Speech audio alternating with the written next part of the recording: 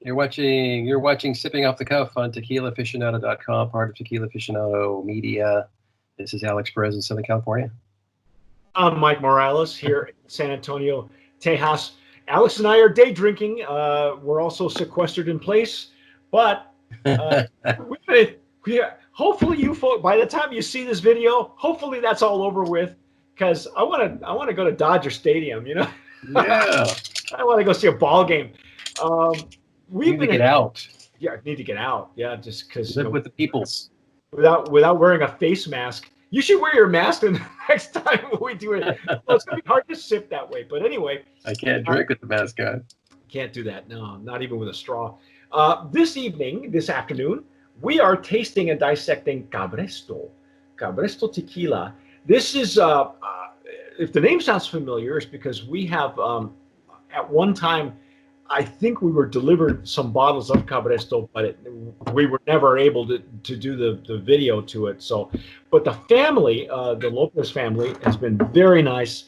And at the time, when first original bottles came out, they didn't have, I don't think they even had an Anejo and a Reposado and an extra Anejo. So this is the Anejo, and I'm going to pour mine in my Estazo Jarrito that we use for tequila or for mezcal, and it's got some nice little bit lingering bubbles. We're gonna do like we have been, taste it first, and then tell you all the ins and outs about it. What we can tell you is the family is like a third or fourth generation agave growers originally, and then around 2005 they started making their own tequila. For those of you who keep track of what's going on in the tequila industry, there's less and less actual growers that are selling to major producers now, because most of these guys are using their own agave now. So that's such a good thing. I mean, that's where it all starts. Yeah, in the field, and if you can pick your agaves, that's the key. Well, and you might want to go onto their website. You folks, it's Cabresto. This is CabrestoTequila.com, I believe, or just look it up online. Beautiful legs and tears. TequilaCabresto.com. Yeah, beautiful color. Just a little darker than the Reposado. Yep. Now what? Oh, you found this is the only one that's telling us how long it's being aged, right? Right. So it is 18 months in white oak barrels. Okay. I could tell you with the nose is pretty. Oh wow! Now, what I found, what we found on the Blanco and the Reposado is that the Blanco had a really beautiful traditional nose, typical, Highlands tequila nose, and then with the Reposado, what I liked was that I thought the wood notes and the agave in the flavor profile was very well balanced. It didn't fight or clash, and one didn't overtake the other. So my suspicion is they're using some old barrels just to.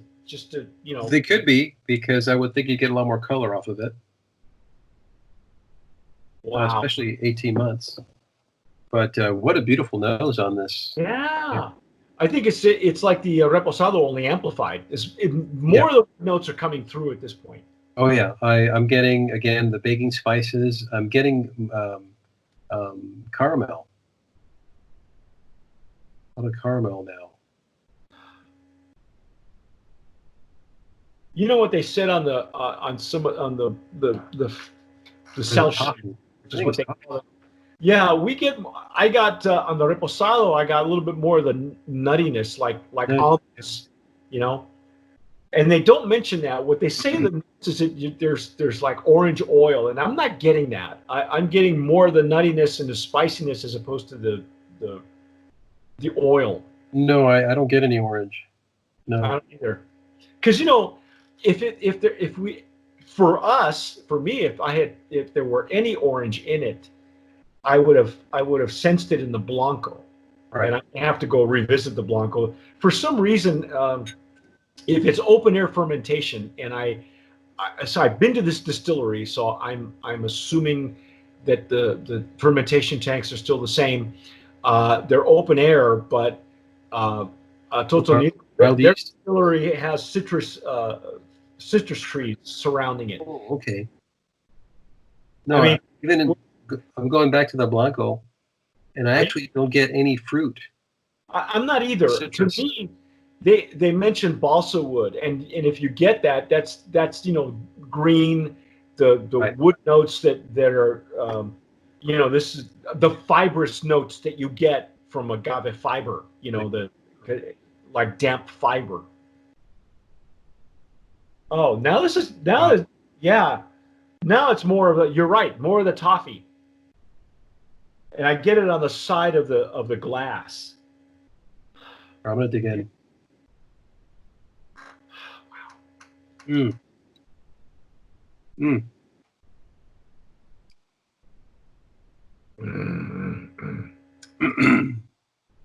Wow, that is good. Oh, wow. Again, initial pop explosion in the mouth. Yeah. But then that pepper comes right through, man. It comes through. Mixed with that cinnamon coming off the char off the barrel. Kind of a medium finish, and a little dry. Yeah. Getting the dryness, like you said, probably bourbon barrels. Well, it could be they're doing whiskey with the Reposado and this one. Although I didn't get, I know we've had tequilas just recently where you get a lot of the bourbon nose right off the bat, and I didn't get that here. No. But yeah, it's a dry finish on this one, and I found it much more spicy on the palate on the back end, spicy with the pepper and the cinnamon notes. We're getting still caramel and those baking spices, and like you said, the nuttiness. Wow. This is a hearty. This is a hearty tequila. It's a substantial. It's got some structure, just like the Blanco. Yeah. It's coming through.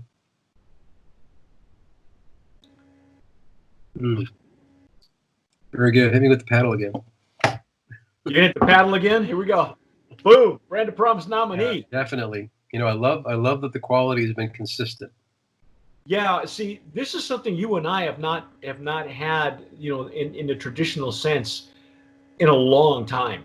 Because people are sometimes we thought a couple years ago that the Blancos were really coming into their own, and now in the last couple of years we thought Reposados were making a statement.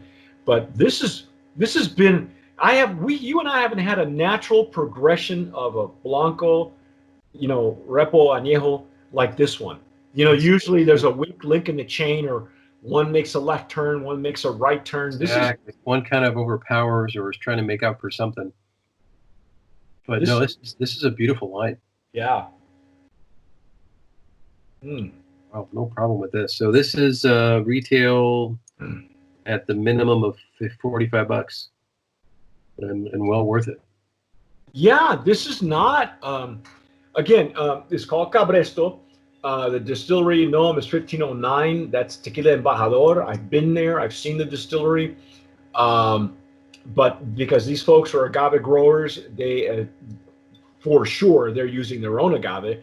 So they're just using the facilities as a maquila or maquiladora, depending on. Now, this is interesting. Did you notice that this one says Don Silverio Reserve? Reserve, yeah, I did notice that. I was just looking at that. Silverio is the patriarch of the family. I believe he's the current patriarch.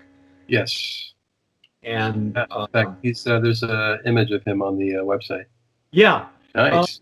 Go check it out. The website reminds me a lot. The photos remind me a lot of the Three Amigos, and those folks grow organic agave as well as a regular line, and this probably comes as close to organic right now as you can get. That finish keeps coming back, man. The finish is that's actually pretty long. It's I even still have longer it than on my palate. yeah, it's longer than the Reposado too. Yeah, It's I'm like, feeling. wow. So do they have? They don't have an organic statement, do they? No, no, they don't. They're A close.